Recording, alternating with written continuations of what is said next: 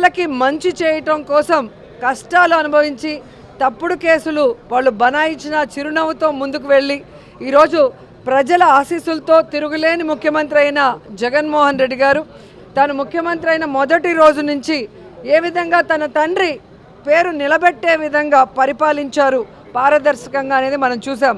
అందుకే ఈరోజు జగన్మోహన్ రెడ్డి గారు నేను మీ కుటుంబానికి మంచి చేశానని నమ్మితేనే నాకు ఓటేయండి అని దమ్మున్న నాయకుడిగా అడగటం జరిగింది. దేశంలో ఏ రాష్ట్రంలో ఏ ముఖ్యమంత్రి కూడా ఇంత దమ్ముగా ఎవరిని అడగలేరని కూడా ఈ సందర్భంగా తెలియజేసుకుంటున్నా. ఎందుకంటే చెప్పాడంటే చేస్తాడంతే, చేశాడు కాబట్టే ఈరోజు ధైర్యంగా అడగగలుగుతున్నారు. సో ఈరోజు ఎన్నికలు సమీపించాయి, కోడ్ వచ్చేసింది. సో జగన్మోహన్ రెడ్డి గారు 27వ తేదీ ఇడుపులపాయలో రాజశేఖర్ రెడ్డి గారికి నివాళులు అర్పించి ఆయన ఆశీస్సులతో మరి బస్సు యాత్ర స్టార్ట్ చేయబోతున్నారు. సో ప్రతి నియోజకవర్గంలో కూడా మేమంతా సిద్ధం, మా నియోజకవర్గం సిద్ధం అంటూ లీడర్సు, క్యాండిడేట్సు, ప్రజలు సిద్ధంగా ఉన్నారు. సో తిరుపతి వచ్చే లోపల మరి అందరూ కూడా సిద్ధంగా ఉండటానికి ఈరోజు మీటింగ్ పెట్టుకోవడం జరిగింది. చిత్తూరు ఆరు పూలతలపట్ల ఒక మీటింగు, అలాగే కాళహస్త్రి ఆరు నాయుడుపేటలో ఒక మీటింగు ఈ జిల్లాకి, పాత జిల్లాకి సంబంధించి అని చెప్పడం జరిగింది. సో మా కాన్స్టిట్యున్సీలో అందరూ అప్పుడే రెడీగా ఉన్నారు. ఎందుకంటే మొన్నే మీరు చూశారు, లక్షలాది మంది వచ్చినా కూడా ఇంకా మమ్మల్ని పిలవలేదు, మమ్మల్ని తీసుకెళ్ళలేదని.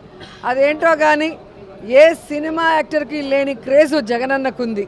అది రియల్ హీరో. సో ఆయన చేసిన మంచి పనులు, ఆయన చేసిన సంక్షేమం, ఆయన చేసిన డెవలప్మెంటే ఈరోజు జగనన్న వెనక మేము సిద్ధమంటూ అందరూ ముందుకొచ్చారు. సో మళ్ళీ ప్రజలకు ఏం చేయబోతున్నానో మేనిఫెస్టో రిలీజ్ చేయబోతున్నారంటే ప్రతి ఒక్కరూ ఆతృతగా ఎదురు చూస్తున్నారు. ఎందుకంటే చెప్పిన ప్రతి వాగ్దానాన్ని నెరవేర్చిన జగన్మోహన్ రెడ్డి గారు మళ్ళీ రాబోయే ఎన్నికలకి కొత్తగా ఏం చెబుతారు, ఆయన చెప్పాడంటే చేస్తాడన్న నమ్మకంతో ఎదురు చూస్తున్నారు. కానీ చంద్రబాబు నాయుడు అండ్కో ఏదైతే ఒక టీం ఉందో, గత ఎన్నికల్లో మీరు చూసారు 2014లో వీళ్ళు కలిసి వచ్చారు. ఏ విధంగా ప్రజల్ని మోసం చేసి అధికారంలోకి వచ్చాక ప్రజల్ని గాలికి వదిలేసి ఏ విధంగా రాష్ట్రాన్ని అప్పుల్లో ముంచేశారో ఈ రాష్ట్ర ప్రజలు ఇంకా మర్చిపోలేదు.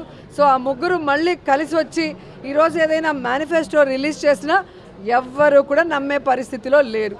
ఎందుకంటే ఇదే తిరుపతిలో వెంకన్న సాక్షిగా ప్రత్యేక హోదా ఇస్తామన్నారు, వెంకన్న సాక్షిగా బాబు వస్తే జాబ్ వస్తుందన్నారు, వెంకన్న సాక్షిగా ఎన్నో చెప్పారు.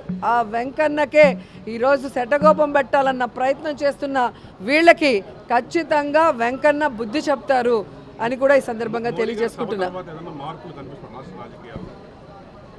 ఎప్పుడైతే తెలుగుదేశం పార్టీ, జనసేన వాళ్ళ అభ్యర్థుల ఫస్ట్ లిస్ట్ రిలీజ్ చేశారో ఆ రోజే రాష్ట్రమంతా మీరు చూశారు వైఎస్ఆర్సీపీ సంబరాలు చేసుకుంది. అంత ఏమంటారో అంత పేలవంగా ఒక candidate list Telugu Desam, Janasena release చేయడం జరిగింది. మొన్న ఈ ముగ్గురు కూటమి ఏదైతే ఉందో, బీజేపీ, తెలుగుదేశం, పవన్ కళ్యాణ్ మీటింగ్ జరిగిందో దాంతో అందరికీ అర్థమైపోయింది 175కి 175 వైఎస్ఆర్ కాంగ్రెస్ పార్టీ రాబోతుంది, మళ్ళీ జగనన్నే ముఖ్యమంత్రి కాబోతున్నారని.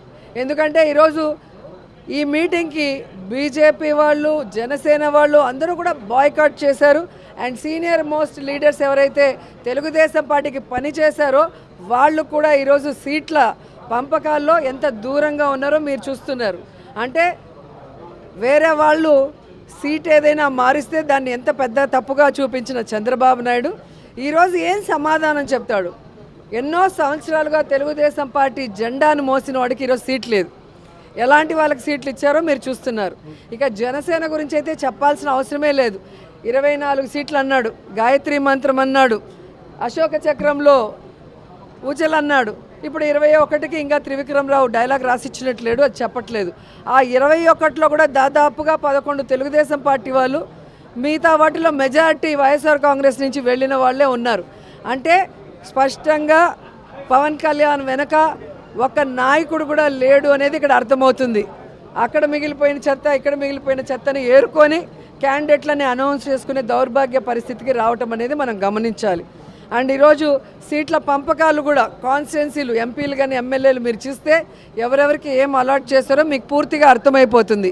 చంద్రబాబు నాయుడు బీజేపీని జనసేనను మోసం చెయ్యాలి అన్న ఆలోచనతో సీట్ల పంపకాలు ఎలా చేశాడు, ఆ సీట్లలో కూడా తన అభ్యర్థుల్ని ఎలా పంపించి పెట్టుకున్నాడో చూశారు. కాబట్టి ఒకరికి ఒకరు పడక మొత్తం ఆ కూటమి అంతా జీరో అవుతుంది.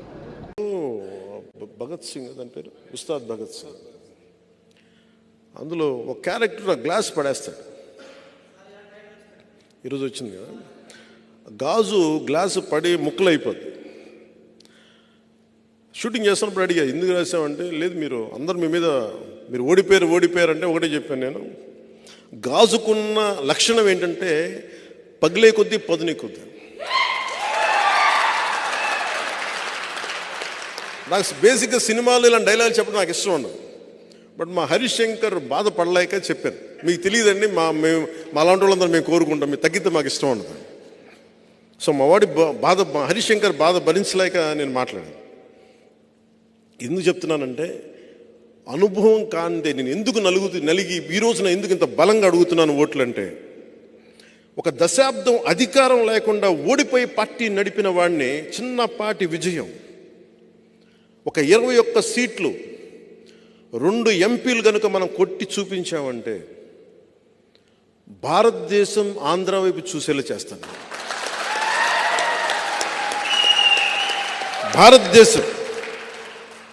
భారతదేశానికి నేను తలమానికం అయ్యేలాగా ఈ 2 సీట్లతో నేను చేయగలను, అంత నిలబడతాను.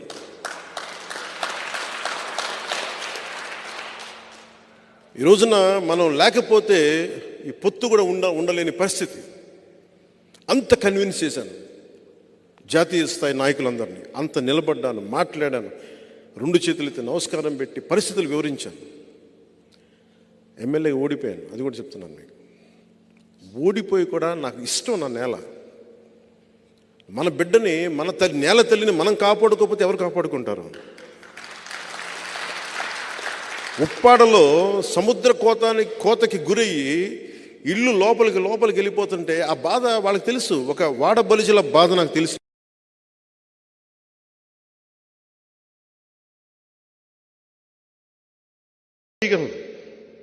లేదంటే నేను వ్యక్తిగతంగా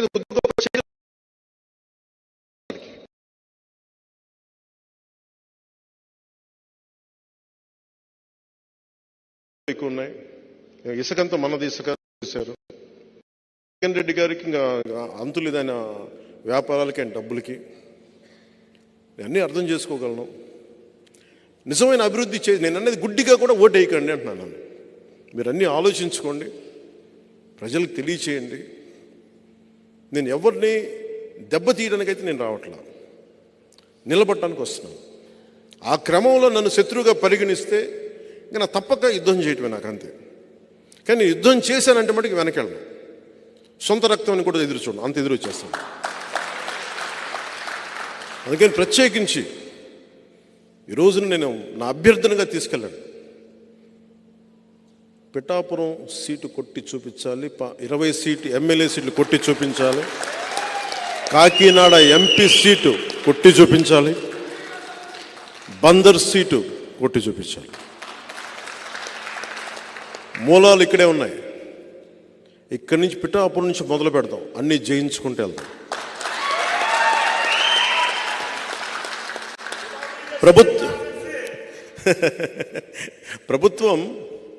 ప్రభుత్వంలో మనం భాగస్వామ్యం తీసుకుంటున్నాం. ఫామ్ అవుతున్న ఎన్డీఏ ప్రభుత్వంలో మనం భాగస్వామ్యం తీసుకుంటున్నాం.